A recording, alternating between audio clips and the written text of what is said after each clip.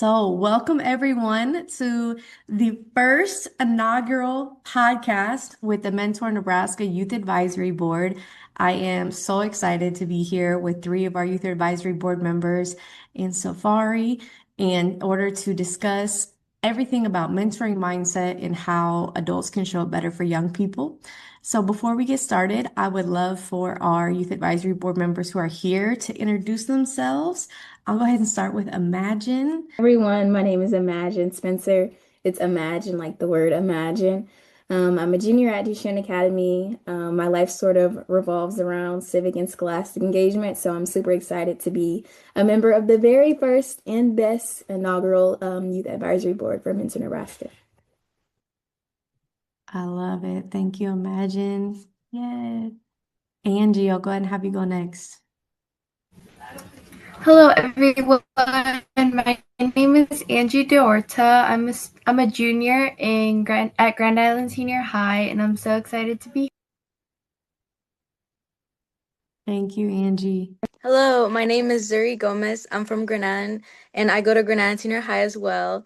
I am a senior this year, and I am also part of the Youth Advisory Board, and I'm really excited to be here and share my ideas and thoughts with you guys.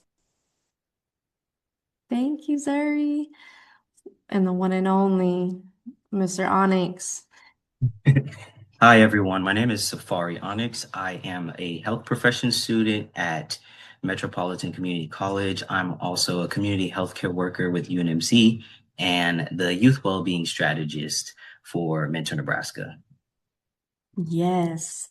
And my name is Melissa Westbrook. I'm Associate Director with Mentor Nebraska, and I am one of the mentors and facilitators for the Youth Advisory Board. And so I have just had the pleasure of getting to know the young people on our board. We have 9 total, so 3 of 9 are here. And Safari, like he mentioned, is our youth well-being consultant and strategist. So he's doing incredible work in our community right now about amplifying youth voice and how we can include youth well-being in our systems and strategy work at every level. So this work that we're doing tonight and hearing from you all, really getting the chance to elevate your voice is truly the goal of our work. So we're going to get started. Safari and I will pick a few questions for you all to answer. Um, and feel free to be candid. Feel free to share with us how you feel about it. No pressure to have a long or short answer. We just want to hear what you have to say. So I'm going to start with one. Um, what are some specific ways that adults can make youth feel truly seen and valued in everyday interactions, even when they're busy or stressed? And whoever wants to answer can answer. For I can me, go first. um, Oh, oh, it's okay. Doesn't matter. yeah, okay. Well, I guess to start, for me, it would probably be, or for everyone, I feel like it'd be like just having a better understanding for us in general, being understanding when we can't make it to something, or just letting us know that they're going to be there for us and be able to kind of be, I don't know how to explain it, to help us, um, to understand us, to help us grow in our own way. That's beautiful. Zuri, what were you thinking? Oh, yeah, kind of how Angie said, helping with like just being supportive when we're stressed out because junior and senior year are really, really busy years. And that's when like the most stress I feel like I felt more stressed in. And just having a mentor there to guide us is really, really helpful. Hmm. Piggybacking off of what you guys said, Angie, you're talking about like that transparency and like honest and upfront communication, like, hey, I won't be able to make it today, or, being honest and transparent, I think is very important because I personally am a firm believer in the assertion that the most basic component to any successful relationship, regardless of age, is respect. So, in order to build trust or a good rapport with anyone, respect has to be shown, on both sides and to both parties. So I think just that basic component of respect, and then in the context of mentorship, as reference to like servicing minority youth or Black and Brown youth. Particularly, I would think acknowledging those personal struggles and experiences and, differences in lived reality further validates and affirms young people. I think that intentional acknowledgement, it can help to communicate that their unique and often complex uh, lived experiences are legitimate and important, which, can help to counter some of that stress that they're already experiencing as a result of everything that they're facing and enduring on a daily basis. Those are great answers. Thank you. Yeah, wow. I mean, and this is another reason why, just kind of like piggybacking off of what you all said, I feel like if we equip youth with the same, um, expectations that we have for other adults, then the relationships will be much easier to build because I feel like you're in school or work, it's not much different as far as you have to wake up, you have the same to-do list, you have the same like tasks throughout the day. And so I think looking at youth as, you're on this human level as well, you're living in the same experience, we can actually help each other through a lot of the stress and, busy schedule that we have in our lives by just being able to see that this is also a living, breathing human being with the same expectations that we all have. So I think you guys said that really well. And it kind of goes into the next question that I wanted to ask. How do we build trust when there's an experience, age, or authority gap? Wow. Um, I would say communication is key. Really communicating, talking each other's ideas out, and listening to each other, being those critical listeners is really important because that way everyone's voices can be heard equally.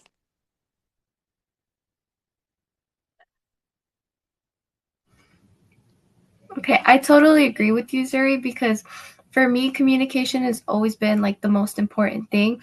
And I feel like with communication, it really ties into everything because that's like the way that you express yourself and that's how you show like how you're feeling. And then when you actually do that, that's how trust is built. And another way that I feel like trust would be built is like just being honest and like you were talking about earlier, Imagine, just having that transparency. I feel like that's how trust can be really built. I love how you guys like connect with each other on these topics. You're hearing yourself and each other, but also adding to it.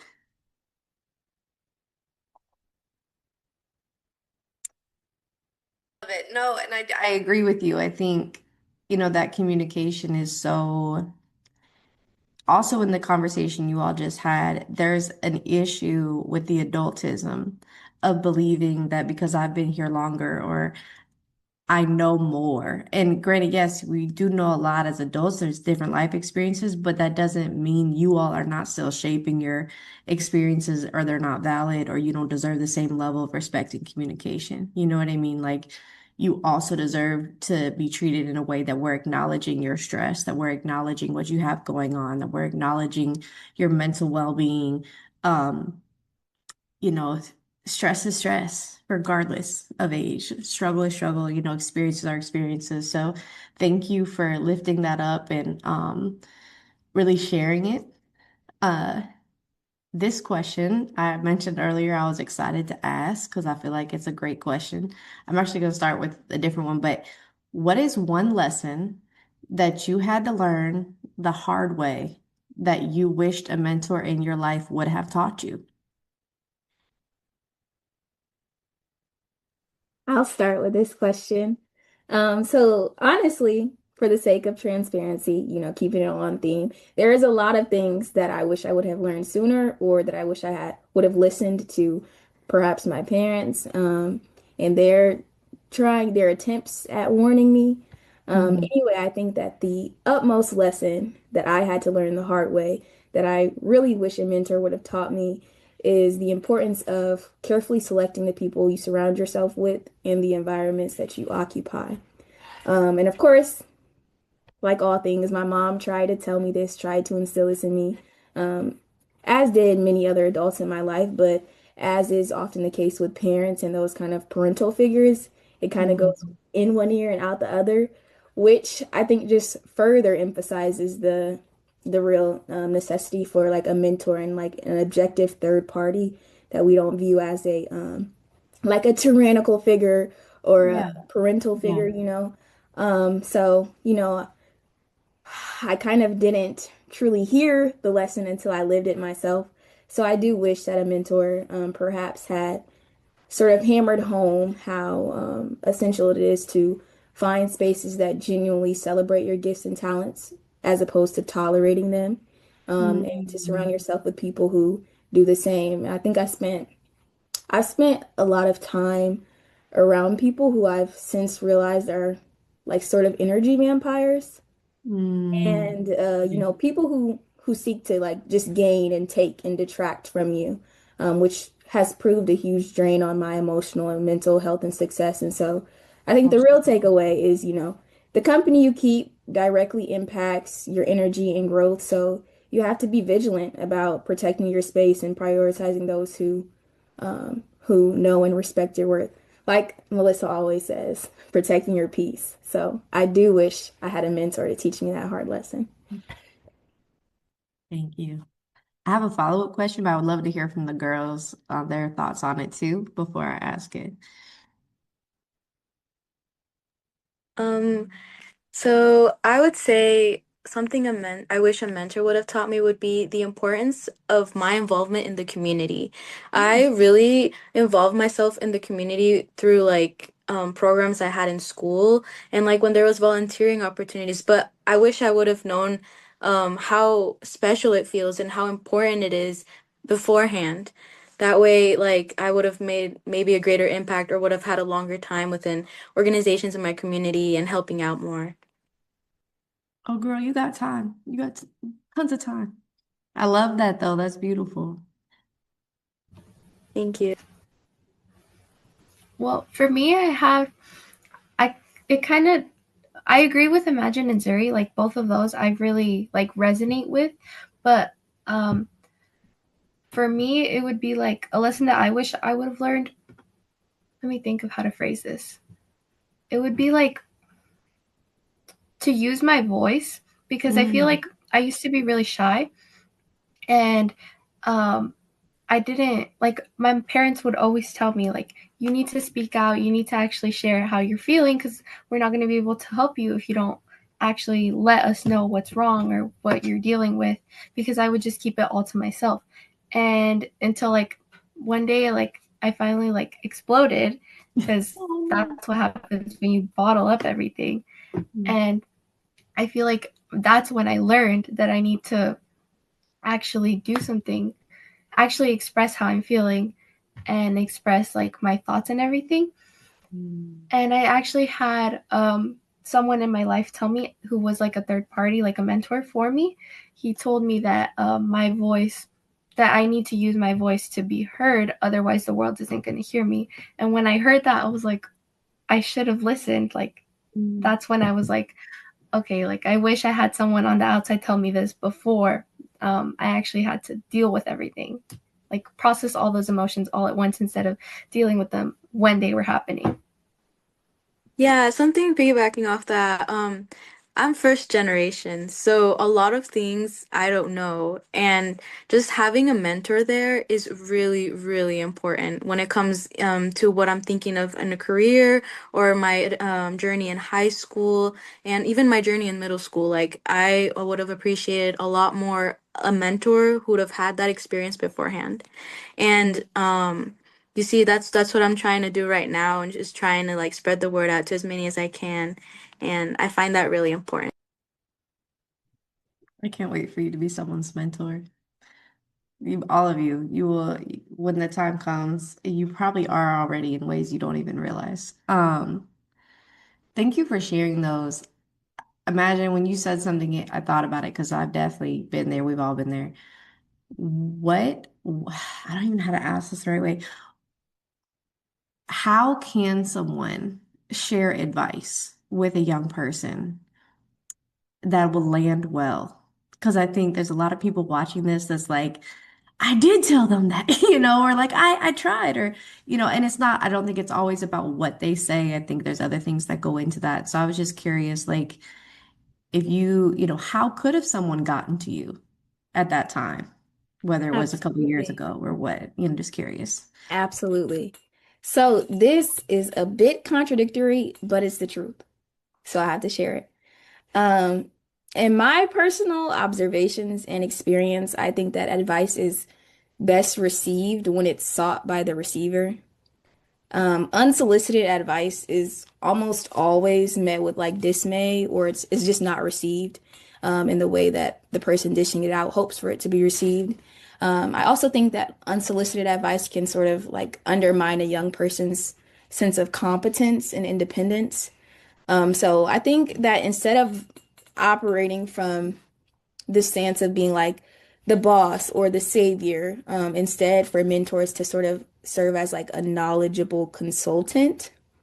Um, so like framing your input as suggestions or like, oh, this is a potential pathway you could take, relating it to shared experiences rather than sort of asserting directives, I think would be incredibly effective in terms of making sure that the message you want your mentee to receive is being received. And additionally, speaking from personal experience, I know that my biggest fear ever, like I fear this more than spiders, snakes, death, is literally failure. And my mom and other adults in my life will tell me, oh, mistakes are a part of life, you have to bump your head. But I recognize that as it is for me, a major point of contention for youth, especially in today's day and age where, social media is ever prevalent and, constant exposure to that perceived perfection, fear of failure and more specifically fear of that failure being perceived is a major point of contention for youth. So I think that establishing like a sort of it's safe to fail atmosphere and environment, and clearly communicating that, making mistakes is an essential part of learning. I think that will reduce the pressure to be perfect and it can help youth feel enabled to make good decisions and remove that veil, lift that mask, and, truly be vulnerable with our mentor. And Wow. yeah. You just said a lot. Like I'm over here just like, no, that was, thank you. Thank you for sharing that. I hope y'all rewind and rewatch that piece, all this again. My But goodness. all those were so good. And we need you to fail to move forward because failing forward is the only way to get forward. Perfection forward isn't real because perfection isn't real, right? Um, like so perfection moving forward, you're not growing, you're just masking an experience. But I love how you said that, sound unmask. And just be, because people are always drawn to authenticity, right? We are drawn to people's authenticity. We're drawn to people's learning. The more honest people are about their learning, the more drawn we are to them. We might admire perfection, but we're not drawn to it to connect because you can't connect with perfection, right? You just admire it. Can I Precise. can I follow off that? So yeah, authenticity is so important. Being original, especially if you're a mentor.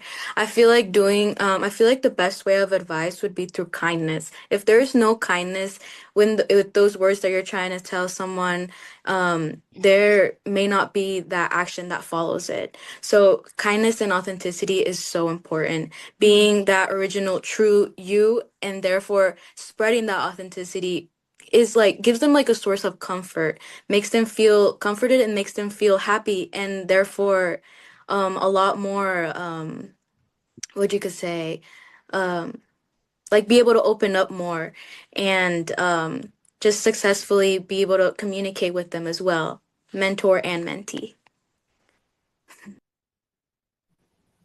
I was gonna Apologies. add something. No, No, you're you're fine. But I was just gonna say, like, I totally agree with both of them. I feel like just creating those spaces where you feel like it's safe to make a mistake is just so important. And that's how you can actually get through to a mentee by giving them advice, just by making a safe space and like connecting with them on that level to be able for them to actually like accept your suggestions, not just like not you just telling them like, hey, I think you should do this because it's probably best, but instead, like Imagine said, giving them suggestions and just creating a safe space for them to feel like they can actually make a mistake. Imagine, did you have anything else you wanted to add to it? And I recognize that I said unsolicited advice is often not received. If there is a situation where maybe your mentee is, sharing an experience or a situation or a dilemma that they're in, and it's like alarms are going off in your head, like, oh, I have to tell them they need to do something. I have to tell them something in regards to this, right? Because I recognize that sometimes as sort of an authoritative figure, not a tyrannical one or not like a super punitive one, but an authoritative figure nonetheless. You still might have to exercise that authority at times. While I recognize that, I would just say being more suggestive and just operating from a place of genuine care and concern is pretty critical to how that advice is received. So I understand there may be times where you've got to give unsolicited advice. While I think it should be a last resort, I understand that you may have to at times. So just using like suggestive language, offering potential pathways, maybe offering like, okay, here are 3 different routes you can take. And that way you're still offering that sort of autonomy back to the mentee in making their own decision. Yeah, following off that, there is a difference between that I've noticed through my experience, being a student, that there's a difference between being bossy and actually trying to authentically make them a better person, a better leader, grow them. And there is a difference, and I've noticed that. Sometimes I've had to ask my mentees, like, is this a dialogue you want my contribution on? Do you want to hear my thoughts on this? Or like, you would have to, and I Yeah, don't do any, asking them, what do you want me to be right now? Do you want me to give yeah, like, is advice? there, Do you want me to be a listening ear? Do you want me to tell you what I would do? and sometimes I also have to watch my face. My face has hella subtitles, guys. So if they're telling me something and I'm over here like, my eyes are getting big, my language is like freaking out, I Fix your have to really, face. I listen, like they'll look at me and be like, I know you want to say these things right now. And I'm like, no, of course not. You got it. Don't worry about it. I'm fine. And so I have to really make sure that when I'm asking, translates honestly how I'm feeling without being condescending or imposing on their experience. I have to be like, okay, I'll be honest. I have a lot of feelings on this, but I also respect what you're working through. If you want me to share my thoughts, I can. But if you prefer for me to just listen right now, I can. Um, 100% that has not always worked out the way I wanted to, but I strive for it. Thank you all so much. That was a beautiful dialogue. I want us to be able to get through a couple more questions, but I didn't want to stop us either. So beautiful, beautiful. Yeah, I honestly feel like really empowered by the discussion that's happening right now. And as you all were talking, I was just thinking through a lot of situations that I've seen, like either go really well or go really bad. And thinking through those situations and scenarios, I really feel like it's on us as adults, especially the older you get, to constantly create space and relinquish the need to control, because that's where a lot of that um pushing a narrative or pushing unasked for advice comes from, is the need to like control your life or try it, even if it comes from a good place. And I feel like that actually does more harm to young people than actually helping them, because you're not really there holding your hand. You're you're taking the driver's seat, honestly, and you're trying to control situations in their life that they will have to navigate themselves. And so I kind of wanted to ask this question too, in reference to how do we balance that? Like, how can adults balance giving the guidance, but also leaving you that space to make your own decisions. I was gonna say I would totally agree with what you just shared, Safari, because one thing that I've recognized in personal experience and also in observations is that oftentimes the adults in our lives, they are, so adamantly seeking to protect us from pain that they've maybe experienced and trauma that they've experienced that so counterintuitively, right, that they pass it on in doing so. Like the very trauma that they're trying to prevent us from experiencing, they accidentally transfer to us. So I think that it takes an incredible amount of diligence and patience and effort to not make that mistake, but that through intentional effort, intentional language, and intentionality is very important in general. So I think through intentionality, you can kind of sort of counter those mistakes and avoid them, and making sure that your mentorship is effective and beneficial to the youth that you're servicing. I think intentionality would be the best way to counter that reality. Yes, also being open-minded. Us youth and adults come from complete different generations, and that comes with a different history and comes with even different beliefs. So it really can be like this wall and barrier. But once with communication and being open-minded, listening to each other, actually communicating, saying, "Oh, I believe in this," or "My values are this," "Oh, I feel like I should grow in this." I feel like saying that and being really open to that is the way to break that barrier. Mm. Also, recognizing that mentorship is mutually beneficial. And I know the name kind of doesn't suggest that, but mentorship is truly a mutually beneficial partnership because, the mentor can offer wisdom, guidance, experience, etc. But the mentee can also bring some contemporary perspectives. We can teach y'all how to do something y'all didn't know how to do on your phone and many other things, especially given the reality that growth is perpetual, right? Like we continue to grow for the duration of our lives. It doesn't stop or doesn't cease at a certain age. You never stop growing and evolving in your thoughts, your pursuits, your beliefs, your career, anything. You continue to grow. So, and I also think furthermore, successful mentor-mentee relationships are ones of that are rooted in genuine companionship, right? Mm. So the mentee sort of becomes like a catalyst through which the mentor um, continues their pursuit of lifelong learning, which forces the mentor to embrace flexibility and challenging those preconceived notions that they may have that Zuri was just talking about and assumptions they may have. So I think allowing yourself to do that, not operating from a place of a savior complex, like I'm just here to help this person, like recognizing that you are too being serviced and assisted. That was great. Angie, what are you thinking? Well, I think that was a lot, and I totally agree with everything that we just said. I think that just having that relationship where both the mentor and the mentee are growing is just so important because we really do just learn that much from each other, and we both are teaching each other different skills and different things on different areas of our life.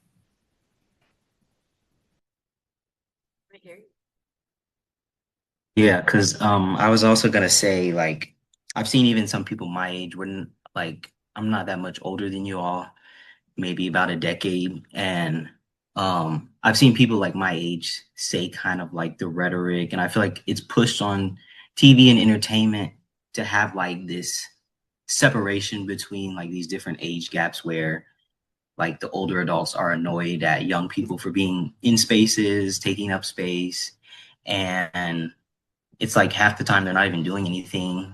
But that's narrative is constantly pushed, and I'm seeing it pushed more and more on us younger adults to kind of like distance ourselves. And it's like I feel like we should be the ones taking up becoming a mentor. Um, and so hopefully with the work that we're doing, we're able to get more younger adults and even I just feel like if more people were mentoring, they would break down those beliefs and see like, okay, yeah, most young people are actually on the right path. And most young people are sometimes honestly have it more together than a lot of adults. I can honestly say that as I've come into adulthood. A lot of adults do not know what they're talking about. And so it kind of makes me feel like, why are you talking about, oh, young people don't have stress? You were in that position at one point. So Right. you didn't just wake up at 21 and have all this stress out of nowhere. Like we all went through certain life challenges. So Absolutely. um yeah, like I just feel like we need more of this cross-generational conversations because it breaks down those narratives and it breaks down, what we're being fed in the media to be, Mm, so separate or even like why is it that it's such a bad thing to have spaces where different age groups can collaborate and work together? And right. that is where mentoring bridges that gap because it allows us to work together, it allows us to learn from each other, and it allows us to build something that we haven't seen before, which I feel like would be a better society. We were all on the same page. We all know what our expectations are. We all respect each other's boundaries. And there is no hierarchy based on your age. Wow. So, as we've said, this whole conversation, to piggyback off of that, I'm curious to how have you all seen mentoring be the most influential in your life and what effect positively has it had on you? So, what are the things you've seen or ways you've been mentored that were exactly what you needed? And how can people do more of that? I'm gonna start with Angie. Okay, well, um, to start, I've had a lot of mentors in my life, and I feel like the way that they like best get through to me is just by being relatable, or at least trying to be relatable. And I think that by doing that, it's just so important because it really helps you connect on a deeper level, and then it makes it so much easier to communicate as well. Because Mm, I've had experiences where people, well, adults in general, just don't take me seriously because of my age. And I guess like I feel like that's reasonable sometimes, but it's been like in situations where I'm trying to do something like for the good, and they just simply because of the narrative that's pushed out on of our generation, it's just been like pushed away. And so I feel like by even just having a deeper understanding, or like just trying at least trying to understand that we're not all like evil teenagers, I guess. I don't know how to put that. But just by trying to say, like, trying to understand that we're actually doing stuff that's good for our community, or wanting to do things that are good for our community, just that simple like effort is just so important in a mentor, that's beautiful. or in an adult in general, not even just a mentor. I feel like the best way to get mentorship through me would be to not really tell me their experience, but also like show me, like put me like have them how could I say this? Like put themselves in my shoes. Like Mm, being very like moving down to my level, but like it's like how like you could talk to like a little kid and like play with them, right? It's kind of like that, and like not everyone has that specific talent. It's not really a talent, it can be something that can be grown. um and not everyone has that, and there are particular people who have that charisma, have that way of being, and I feel like that type of leadership is really inspiring, and mentorship as well. like you always said, that could be grown if they're aware of it. Yeah, I totally agree with that, Zuri. I would say that mentorship has been the most influential in my life when my mentor showed up for me in ways that I didn't even know I needed, honestly. Mm, Um, So I'm saying like areas that I didn't even know I desired support in. So for example, one of my mentors, his name is Gerald Kuhn. He served as both a personal and professional mentor for me. Um, so as an, only child, I don't have siblings and I don't have I guess I've always sort of yearned for companionship. Mhm. Um, Unbeknownst to me in many ways though, right? So he served as a friend, he served as a father figure, and also an example of like principled leadership in his personal and professional roles. So he's done everything for me from taking me, a very anxious and apprehensive new driver, on driving lessons, to offering me some professional guidance on writing college applications and like my social justice work. So a comprehensive approach to mentorship is incredibly important, um, meeting your mentee where they need to be met at, even if it's unbeknownst to them, even if they can't communicate that, if you recognize an area that they need to be supported in, supporting them in that because he probably knew I needed, support in those ways, but I didn't. So I'm glad that I got his support. I saw a quote the other day that talked about, I remember the people that showed up for me in the darkness with a lamp, not to fix me, but just to help me see when I was ready. Exactly. Yeah, that's it's that's really beautiful advice on and just not, just even reflection on mentoring. You all shared things that mentors did for you and ways they showed up for you. And I agree with what you said, Angie. There's definitely this even subconscious narrative around young people that they just don't know and they don't understand. And but you all are experiencing very real things, right? Very real pressures, very, like none of us know what we're doing. Any adult that's watching this that acts like they know what they're doing, they don't know what they're doing. Like I'm 35. I don't know what I'm doing. I'm like doing my best. I, But every day I'm just like, is this what we're supposed to be doing? Like, am I doing what I'm supposed to be doing?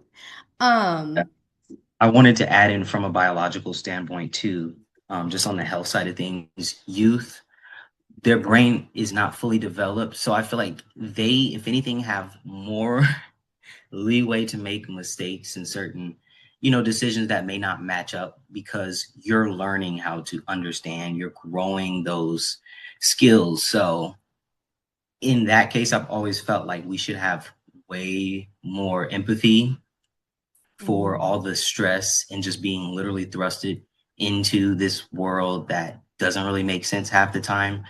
And so, yeah, just to echo everything you all have said,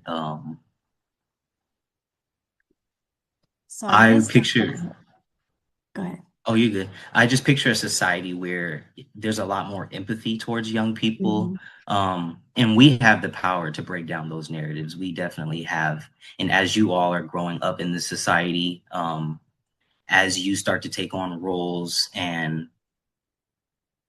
you'll start to see the ways in which you can create those spaces, and learning from others how not to be once you step into adulthood, I think is going to be really pivotal. And I'm starting to see that even now with young people being like, I'm not going to be like this, I'm never going to treat a young person this way, because you can see, even as a child, certain behaviors that are not just.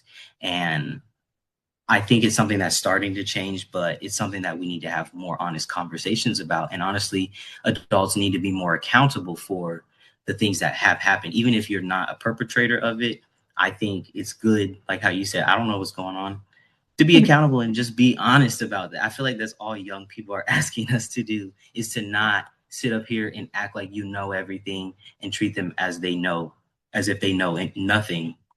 Um, so yeah, back to you, Melissa. Back to me. Oh, yeah, the weather. No, I'm just kidding. I don't know. It's cold. That's what I know. It's gonna be colder. Uh, well, we are getting close to wrapping up.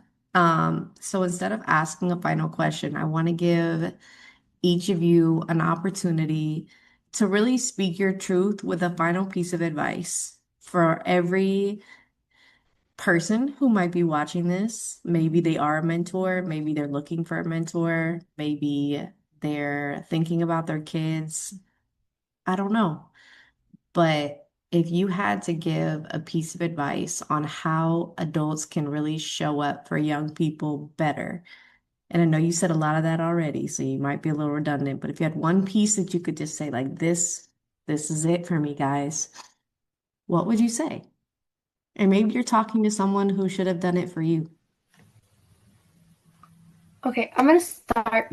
Uh, I would say just being like your authentic self and kind of how you said before, Melissa, like sometimes you don't know what you're doing. I think just being able to admit that is so important and just being able to accept that you also are still growing as a person Mm. and just being fully and true to yourself is what the piece of advice that I would give, like a mentor, an adult in general.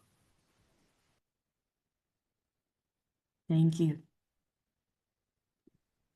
I would say one thing that I would want to leave viewers with is to remind yourselves that youthfulness is not an indicator of inexperience necessarily, especially in regards to traumatic experience. So I think that there's a lot of harmful rhetoric, especially in minority communities, that suggests that, you're young, you don't know what love is, you don't know what heartbreak is, you don't know what pain feels like, you don't know what trauma looks like. I think that is incredibly harmful and damaging, language and rhetoric, and I think that we need to actively work to counter that, especially considering like what you just said, Safari. Research literally shows that young people experience emotions on a heightened and deeper level due to like hyperactivity in our amygdala. Like literally on a biological standpoint, that's proven Yeah. not realistic, not true. So just to remind ourselves, as mentors and as neighbors and as partners to each other that, everyone is experiencing something and everyone's feelings, emotions, and experiences are valid regardless of their age or young age. I love that. Something I would really like to leave viewers is that I know I talked a lot about communication, but communication is key to everything. If there's no communication, um, like if we wouldn't talk, like things would be so hard. So yes, just having that community, talking to each other, actually sitting down and meeting like how we're doing now is so crucial to making a difference and actually viewing our standpoints. We are so active, us youth are so active on social media and we make such a presence there. So maybe a suggestion would be to get on the social media, get on the side where we are on and here like equally look at what's happening in the world right now is really really crucial and being able to talk about it together and gaining that community as well like we could become a community together. It doesn't have to be specific age groups or generations. We could all truly make a difference together and that's something by talking through it and communicating with each other. Yeah. Creating space and being in your space, not making you transform and mask up to be in their space, right? You all are creating these beautiful spaces of awareness in your lives, and you're sharing that spaces with other people. And I think sometimes, I know sometimes adults will be like, oh, no, now you have to be like this in my space. You know what I mean? And stop being who you are in your space, when really what we should do is find a bridge or to step into your space to see and be present for you and who you are, right? Instead of always expecting you to just change and adapt and be. They talk about that funnel, right? Where when you're a young adult growing, you have all these ideas and visions and amazing things that can change the world, but yet everyone projects their thoughts on you as you get older and your vision does this because they try to fit you in these spaces. And that's why when people get to be my age or Safari's age or even older than us, they're just like, oh, that's not going to work. That's not going to work because people have told you your whole life it's not going to work. But when you were 16, 17, 20, 25, you knew you could make it work. But somebody said, oh no, that's not realistic because they tried to fit you into a different space. I love that. I love all of this so much. I wish we could keep talking. It makes me think like we need to do this again in the spring because I have so many more questions about like mental health and well-being. I know Safari does too. And so I would love to be able to talk more about that piece as well and resources you need and ways people can support your mental well-being. But for today, we will have to conclude our time. Um, Thank you all. Thank you. Yes, go Safari. You go. Okay. I wanted to say one last thing. I want to challenge adults, mentors to really hold each other accountable. Mm, Um, Instead of asking your child, what did they learn at school? Why not ask them how they feel like they're being treated? Really get to know what's going on in their environment, how they're experiencing the world. That also helps um, build better communication in the relationship and allow them to see that you actually care about their whole being. And I feel like by challenging each other to do that, like there's this whole big thing against gentle parenting. I really feel like it's just being compassionate, and the evidence-based strategies show that treating someone with kindness, uplifting them, creates better adults. It creates, you know, the type of person that we envision in the world that goes out and helps people and wants to become a mentor. So I feel like leading with love, leading with empathy will always be the best way to lead any relationship. So I just wanted to say that little piece about us adults holding ourselves and each other accountable to show up that way. Thank you all so much for your time tonight. Thank you for your time today. Thank you for just being here and sharing and being transparent and being vulnerable. Um, it just means a lot. And I hope those who are able to experience this and watch this have an opportunity to grow or even absorb even just a small amount of what you shared. So thank you.